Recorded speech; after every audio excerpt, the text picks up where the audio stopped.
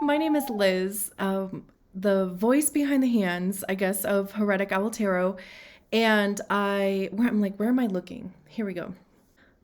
Hello. I keep feeling this urge to get on here and show my face, and I don't know why that is. Why would I do that? I don't know. Um, but here I am. So when, so this urge started kind of coming to me, right? And I'm like, oh my gosh, like, what would I even do? Like, the thought of actually doing a tarot reading by like showing my face like this, no. So my other thought, and part of that is because I'm like, you'll probably notice this at some point, but I cannot hold a focus to like this little, camera lens. I look all over the place. I usually, when I'm sitting here doing tarot readings, I'm looking outside. I'm staring at trees. I'm watching birds. Like, um, so I don't know. It's like, do I can't imagine showing my face when I'm not even looking at, the camera because I can't hold my focus there. So I don't know. Anyway, when I kind of started thinking about like, well, what would I do? Because, just wanting to honor that urge, that feeling, because it does feel good. But, I was like, okay, well, what would I do instead? So then I thought, well, maybe I'll just kind of get on and like introduce myself and give, some little tidbits about me. Because I don't know, have I ever really done that? I have no clue. I don't remember. But also too, just to say that I realized that I was a bit inconsistent last year as far as posting videos and when I was posting videos and how often, whatever. And I don't know how much of that is going to change, but I do want to make it a priority again because I really do enjoy doing this. I love I love tarot readings. I love giving them. I love receiving them. I love watching them. So but part of the reason, and actually the actual reason why I was so inconsistent with that last year is because I felt like I was dying. Not to be dramatic, but I was basically operating at like my lowest setting, like basic survival, really. And come to find out, I was actually diagnosed with severe sleep apnea, which I believe that I've actually been suffering from since high school, which was a long time ago. But I was really relieved, though, to receive that diagnosis because also there was already like a path of treatment available, and it was then waiting for that because, of course, that took a lifetime to finally come around. But I've been on CPAP treatment since the beginning of January, actually, and I feel like a completely different person. I mean, I feel alive, which feels good. I feel rested. I feel present. It just, what a difference it makes. So I'm also convinced that everybody has sleep apnea. So if you have access to it, highly recommend a sleep study because, man, the power of sleep, right? So anyway, I'm also like I'm very excited to do my first set of videos after being on treatment for a month. I guess today would be a month. Today is February 5th. I have no clue when I'm actually going to start the actual tarot readings. I don't think I'm going to do that today, probably tomorrow. But anyway, I'm excited. I mean, maybe nothing will change. I don't know. Maybe some things will. We'll see how it goes. But how exciting is that? It's exciting for me anyway. I also might like I don't really have this set up to do the, like the my table and me, but I might see if I can finagle something and just try it. Just, have like the camera on the table and then have like a little overlay of me in the corner. I don't know. We'll see how it goes. If you don't see me up there, I didn't figure it out because I'm not super tech savvy in that type of way, but maybe eventually a solution for that will come up. But otherwise, just a little bit about me because I did kind of decide that I was making this an introduction type of thing, but I can't give you too much information because the more I remain mysterious, the better. And that is because I'm a 5/1 human design profile, manifesting generator, emotional authority. And with that 5/1 profile, the whole familiarity breeds contempt.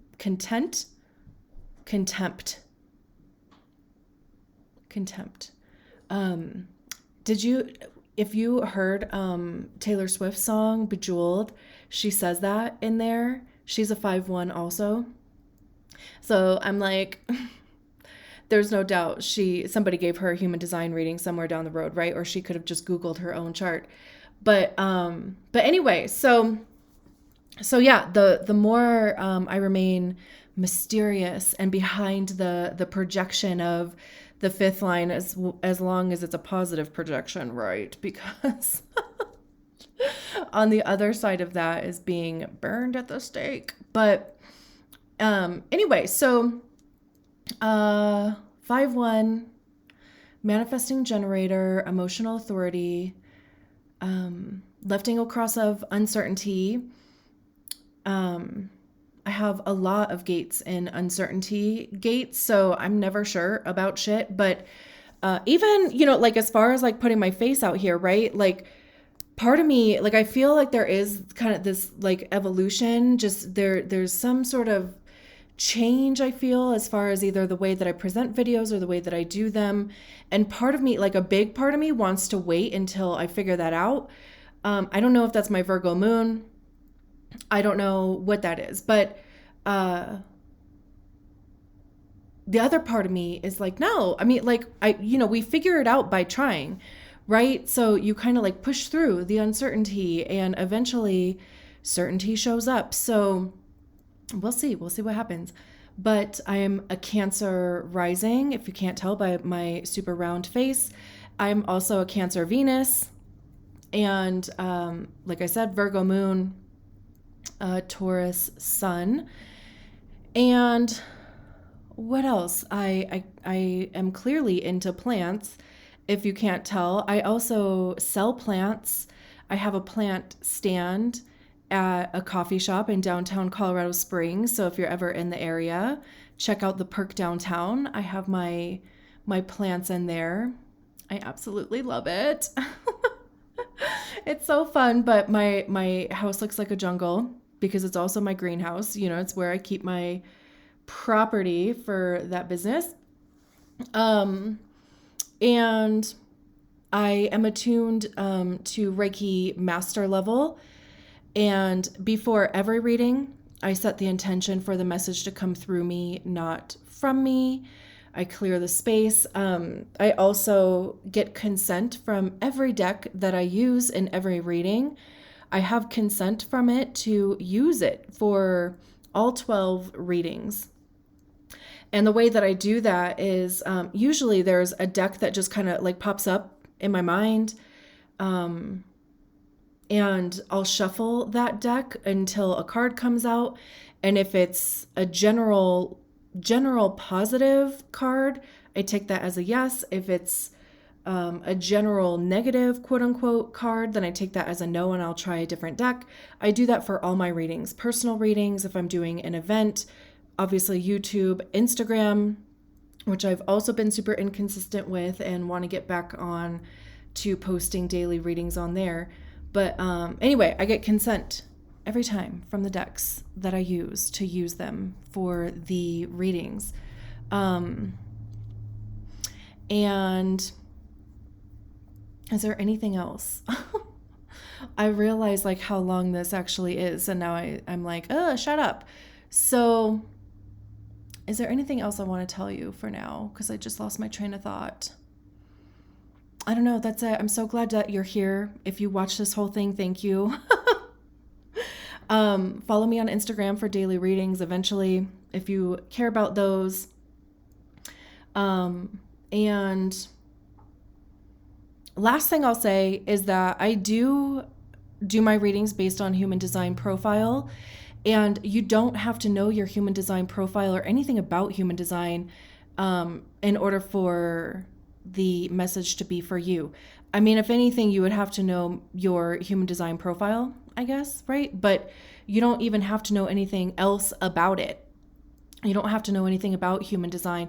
I don't generally go into very heavy human design terms. I might talk about strategy and authority sometimes, but the message is still the message for you, even if you have no clue about human design. And if you don't have any clue about human design, I'm happy that I introduced you to it, because it unlocked some stuff for me that was pivotal in my healing and self acceptance and love journey. So anyway, I think that's all that I'll say for now. If there's anything else that I'm missing, I'll just say it in the video. And I'll see you later. Bye. Hello. So we're trying this out. I've only done one other video besides yours, because I'm going in order from 1-3 to 6-3. Usually I use my little bowl to choose the order, but this time I'm trying something new, so I don't really it's like going back to the comfort thing of like order in some capacity. So I'm like outside of my comfort zone, and I'm trying to find some level of comfort. I don't know why that's even coming up, but I don't know. Maybe that's something that you can resonate with too, but it's interesting. So I'm a 5-1, right? Like I said that in the intro. So I have that first line like you do, like the 1-3, like who else has 4-1? Are there any other first lines? I can't think of any. But anyway, I think I mentioned, like, I'm not all that tech savvy. I have very limited equipment too. But it's like researching these different ways of trying to do what I want to do. Even having that first line, I'm not a fan of learning. Like, isn't that funny? At least like some things, maybe if it's, I wish it was just possible to be plugged into the matrix and just have the knowledge downloaded into my consciousness, because I think it's also like I'm impatient. So anyway, let's talk about you. Let's get you an oracle card, just one oracle card, not 5. I hope you're all doing well. Thank you so much for even being here on this messy journey of trying something new. I think it's also just important to, because I feel like the perfectionist in me wants things to be perfect before I do them. Maybe that is my Virgo moon. I don't know. I keep bringing up my Virgo moon. So it's like, okay, what's going on with that right now? But anyway, I think it's important to be messy because, it's not ever perfect, trying things and figuring things out and whatever. And I think social media and, whatever will have us believe that things are easier than they are, or that, you know, things aren't as messy as they actually are, or whatever the case may be. So, anyway, it's like, allow yourself to be embarrassed a little bit here and there. And like I said, I'm not even sure why that's coming up. I almost kind of feel like that's my own insecurity that I'm saying out loud to get it out of my head. So thank you for listening to that too.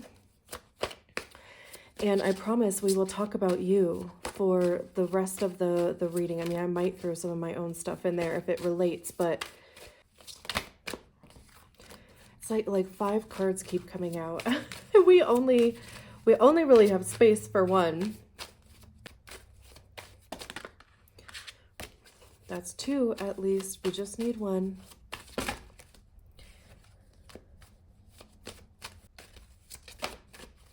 There we go.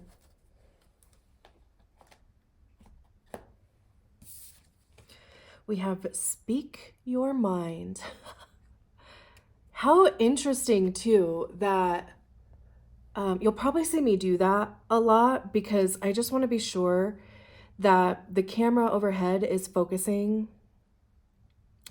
and I'm just being overly controlling because I fear that if I don't do that, then it's going to be blurry and I can't stand that. So I'd rather just do this. Anyway, just an FYI. It's so interesting because, okay, so this says speak your mind, but they both are holding dandelions, which, you know, when you think of dandelions in this capacity, I don't know if you did this as a child, but you know, when you blow the seeds off of them and you make a wish. So that's interesting. These people seem to be from 2 different walks of life too. So you could be in a situation where, I hope you can see this okay. This plant. Hopefully you can see that okay. I'll double check once I get all the tarot cards on the table, but you might, you know, like maybe you are around people that just have either a different set of beliefs or even just cultural or societal differences. It could even just be, you know, having conversations like, you know, those type of conversations where maybe you do meet somebody who has a different outlook on a subject than you, but you're able to have this open conversation and dialogue, and you're both able to share your understanding about that subject and what you've come to believe about that subject with each other.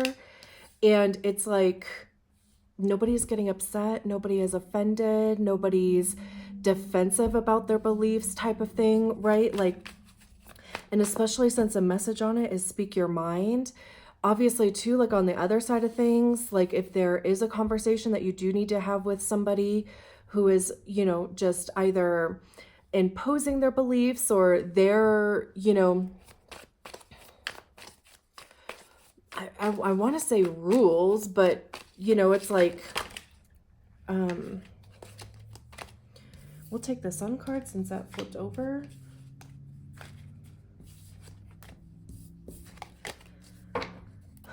Interesting though, we have the World and the Sun, which is a beautiful combo. Combo actually is what I meant to say, but I said convo, which is short for conversation, right? So there could be an opportunity for some sort of like end to a cycle that is going to begin a brand new, bright, beautiful cycle. It could even like enforce or impose like some new life into a relationship, into your belief. We have the Hierophant here, which teaching. We have the Ace of Wands, beautiful. We have the Knight of Swords and the Eight of Swords. And then the Ten of Swords at the bottom of the deck. So let me just be sure. I moved some things around here, obviously, as you can see, right? But what's behind the Nine of Cups is behind the Ten of Swords. So beautiful. Let me see what the Speak Your Mind card says. Let's see if there's any good tidbits in there. I don't think I actually said it, but we're using the Everyday Witch Tarot and the Everyday Witch Oracle. It says the element of air rules over speech, probably because our words are carried on our breath. Go ahead, try holding your breath and speak at the same time. True. Most of us have a hard time saying what is really on our minds. Open, honest communication is hard, but it is also the cornerstone of all good relationships, whether personal or professional. So it is worth making the effort to get it right, no matter how difficult it might be. If you have trouble speaking your mind, try practicing in the mirror or with a friend you trust. If you are going into a difficult situation where you will need to be speaking, ask the element of air to lend you its power and feel that power on every breath you take. It's interesting too, because we have 3 air cards out here. So no doubt, right? I mean, like that has something to do with this first card here, but let's just start at the beginning. It's interesting because at the beginning, we start with an end, which, you know, I mean, isn't that how every new beginning begins anyway? I also effing love that the card that's under it is the Ace of Wands, because talk about beginnings, right? So the World card is the end of the Fool's journey. They got what they needed to get out of that journey, out of that experience, out of that situation. And it's taking all of that and almost even too, like realizing how much it has impacted and changed you in whatever way possible, the way that you think, the way that you speak, the way that you act. But the World card is the end of a cycle. And it's also one of those cards where like it does have to end in order for something new to begin, because right after the World card, we go right back to the Fool card. So at the end of the world, right, is what I kind of like heard in my head. But it's like coming up to that point of making a decision, right? Like there's also this feeling of freedom in this World card. She's throwing her hat up in the air. The wind, again, with the air element, the wind is blowing her hat. So it almost even feels like celebratory in a way, because I'm getting this image of like when you toss your cap at graduation, right? And again, though, graduation is the end of that level of education or that degree or whatever, right? So still this element of ending, but it's just the end of that one thing. Because let's just use a college analogy, right? Like you graduate college and then it's time to get a job. You know, are you going to get a job in the career field that you have a degree in? Are you going to get a job in something else? You know, speaking as somebody who has an associate's degree and a bachelor's degree, and I've never done any work within those fields, either of them. Until now, I feel like the first degree that I got, I feel like now I'm coming back to using it a little bit, but I'm like having to retrain myself. So anyway, Again, right, though, with education, it's like, what's next after that? It's the end of one part of it, and it's the beginning of the next part. So it is paired with the Ace of Wands. So it is like, this feeling of passion, like, what are the things that you are passionate about? Is there like a spark of something coming up to you? Even in this card, right, there's this fire here, and there's all of these different ideas or options here. There's a book. Do you want to be a writer? Do you want to blog? Do you want to be an editor? Something in that field, right? There's the paintbrush and the palette here. Do you want to be an artist? There's music symbols. There's plant. There's actually a wand here. And then I think that's a map. So it's also kind of like, do you just want to figure it out as you go, right? But aces are new beginnings. Wands are the actions that we take. It's the motivation behind the actions that we take.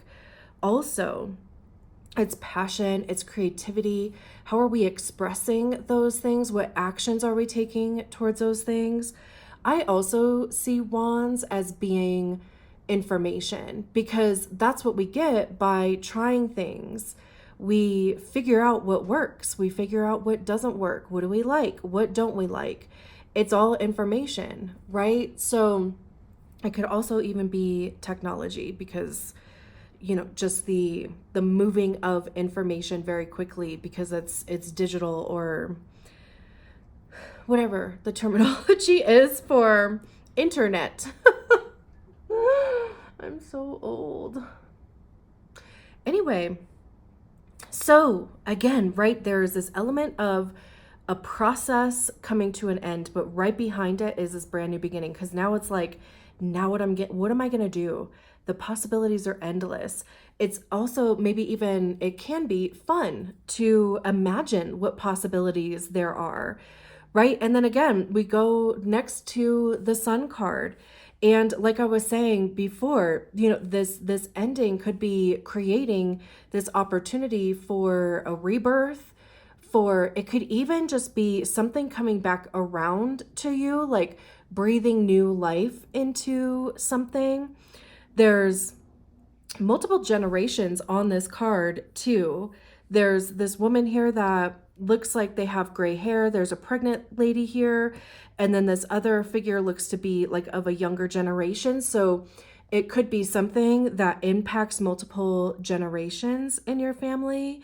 But the Sun card is like everything good. It's joy, it's bliss, it's literal life force energy, which is why I was saying it could be breathing new life into something, because we wouldn't even exist on this planet, in this world, without the sun and being within proximity that we are to the sun, right? So then we have the Knight of Swords right underneath it. It's so interesting too. I'm just going to say this because I feel like your reading is just the flow of it, like it feels like it's moving pretty fast, like faster than normal for me. So you might even just recognize how in your situation, there is going to be maybe like an even flow to it. Like you'll just notice that things are just moving along. And maybe that's also too because you're following your strategy and authority. Even if you don't even have a clue about your strategy and authority, no doubt to a certain extent, it might be something that you're already doing. So anyway, that was a sidebar. But we have the Knight of Swords. Swords are air. Going back to the Oracle card. And swords have to do with our thoughts, our mind, its ideas, inspiration. It's also divine truth, like objective truth. There's no like feeling or emotion inserted into there because then it becomes an opinion, right? So it's based on what you can prove. It's based on what you learned, based on the research that you've done. And I also see swords as being the card or the suit of ego, because that's generally where we hear our ego is in our minds. And our ego is created by the stories that we attach to experiences, to feelings. And it becomes the reason why we do things and we don't do things. It becomes the reason why we think the way that we do. It becomes the filter that our thoughts and feelings go towards, which then produces a movie or a perception of our realities, right? So anyway, with a Knight of Swords, this is like trying an idea out. It's, hypothesizing and then testing. Like what's working? The Knight of Swords is the fastest moving knight in the whole deck. As we can kind of see here, they're quickly moving forward. These birds seem to be trying to get out of this person's way. So again, even before we started talking about this card fully, right, I was saying there seems to be this, this flow with things moving forward, even in this reading. And then here the Knight of Swords is just like, boom, moving really fast. So it could be, trying new ideas out. It could be communicating new ideas also. There could be some form of communication that comes in or goes out fast that, kind of changes things for you. But there is like this sense of determination when moving forward. Then we have the Hierophant. I love how on the top row anyway, there's all major arcana cards.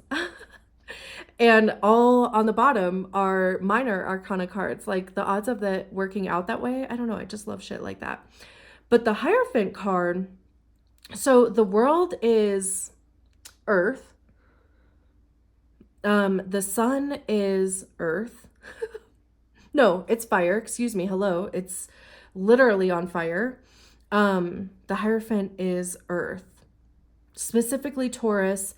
The sun is Leo, and I can't think of what the world card is or if it's attached to an earth sign. Anyway, so the Hierophant is about like traditional institutions, like traditional education. It could be marriage. It could be, like your job. But more so, it's about teaching or being given. Why am I like all of a sudden drawing a blank? It's the passing along of traditional knowledge. So even with yoga, right? I mean, the practice of yoga has been around for how long? Right? So we have this teacher, and then we have the students, or we have the participants that are in the yoga class. You could be either one of these characters. You could be the person who is leading, and however that is. I mean, it could be that you get into a position of leadership based on the knowledge, based on the information that you have, the skill set that you have. You could be the teacher. It could be a training position. I mean, it could have something to do with school, or you could be one of these people down here that is learning from and being guided by the leader. Either way, though, it would just depend on your situation, but it does have something to do with the passing along of information and learning that information that is being passed down onto you. And again, traditional institutions, it can be your 9 to 5. It can be, it could even be astrology. It could be yoga. It could be, right? Like, but it is something that has been in practice for a period of time. And again, you can be on either side of that, whether you are presenting or whether you are receiving. And then we have the Eight of Swords at the end here, and the Eight of Swords is the self-inflicted mind prison. It's this feeling of being trapped, or that you can't see a way out, or even being worried about being trapped in some capacity, because there is this figure that is surrounded by these Eight Swords. First of all, how do they even get there? Second of all, they're one decision away from changing their situation. So it really does become a decision or a choice to stay in this mindset, because that's what it is. It is a mindset. Even this cat here is like testing this sword, because they're like, I could just push this over. Like, do they know that? Or even to like use the sword to cut the little ribbon that's, on your wrist.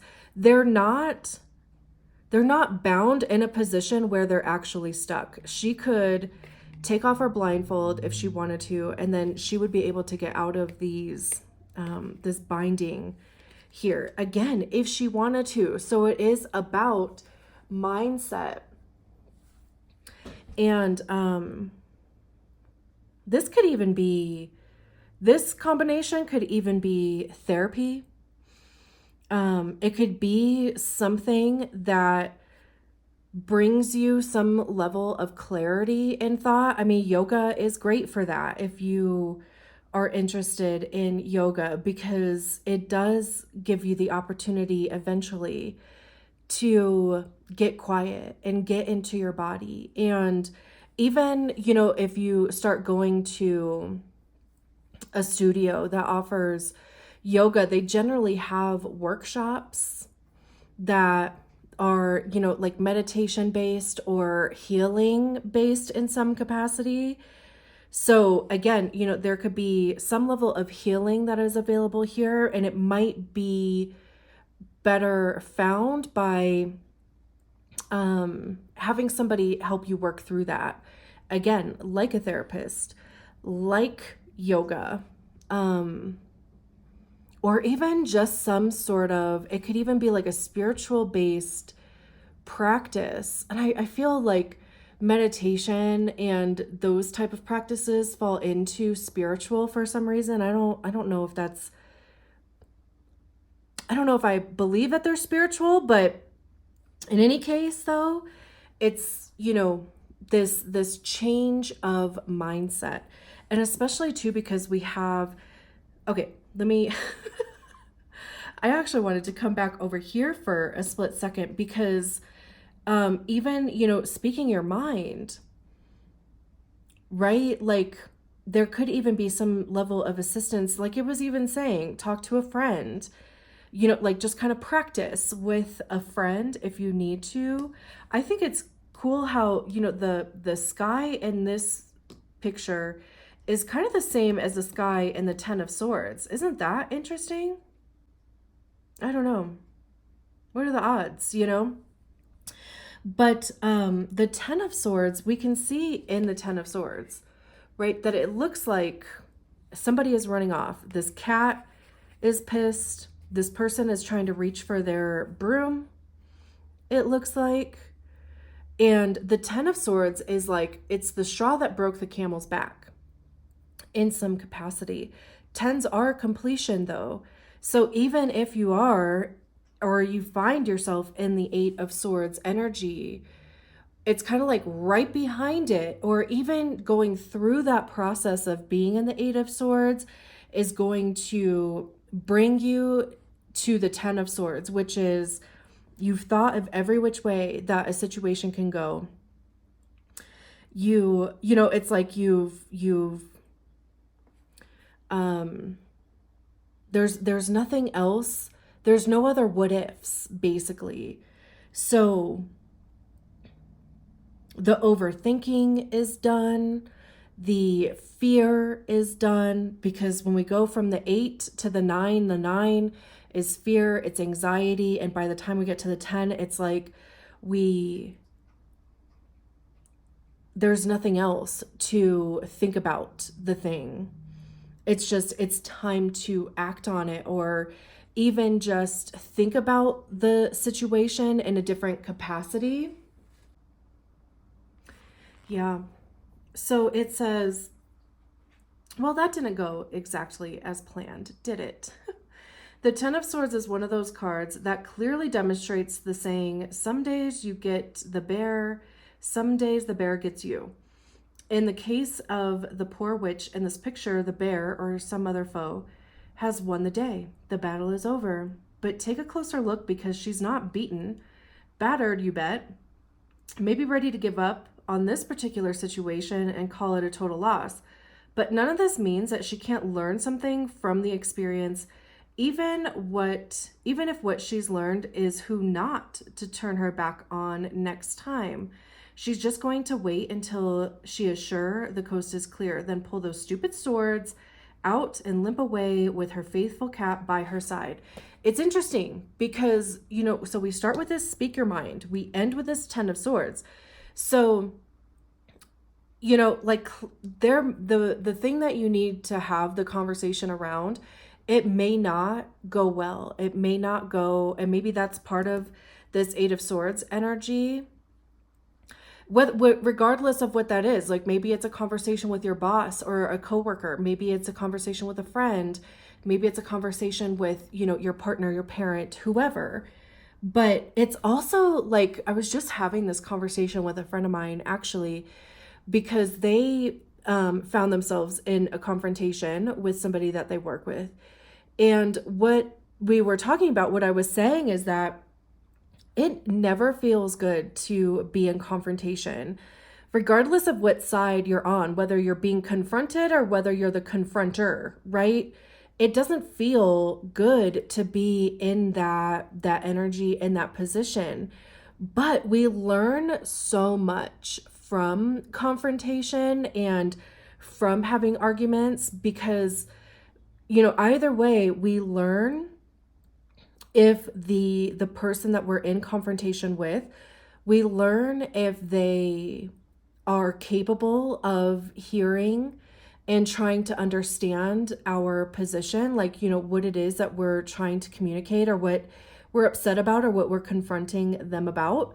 If it's on the other side, then, it's how is this person communicating their dissatisfaction, right? But either way, it's like both sides. Do you feel that you have space to express yourself?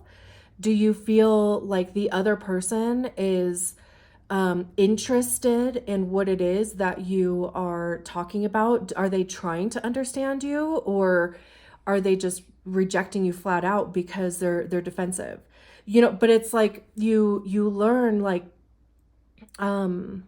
do I want to continue to have this relationship with this person?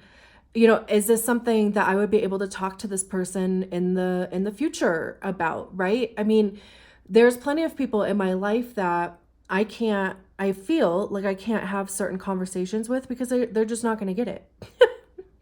And that's okay. They don't want to. And I know that. So we don't talk about those things. And there's also been plenty of people in my life that through having confrontations with each other, the relationship ended.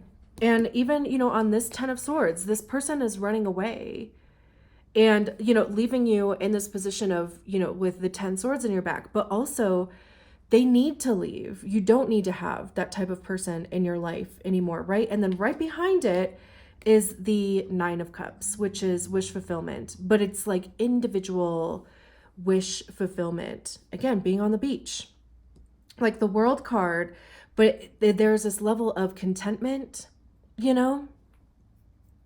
feeling good, even, almost kind of feeling meditative in that stance there. The Six of Cups is something from the past. I was even saying somewhere over here that there might be, life being breathed into, something from the past. But it is interesting that right after the Ten of Swords is the Nine of Cups. So regardless of how it ends up going, you are going to feel better about it because you said it, because it's out of you. Like, even like I was saying at the beginning of the video, I'm like dumping, right? Which is kind of a gross word, sorry. But like, you know, because I literally had to get it out of my head. If it stays in my head, it's just going to snowball. So anyway, get it out of your head, speak your mind. You'll feel better for it. And thank you so much for allowing me to read your cards. I will talk to you soon.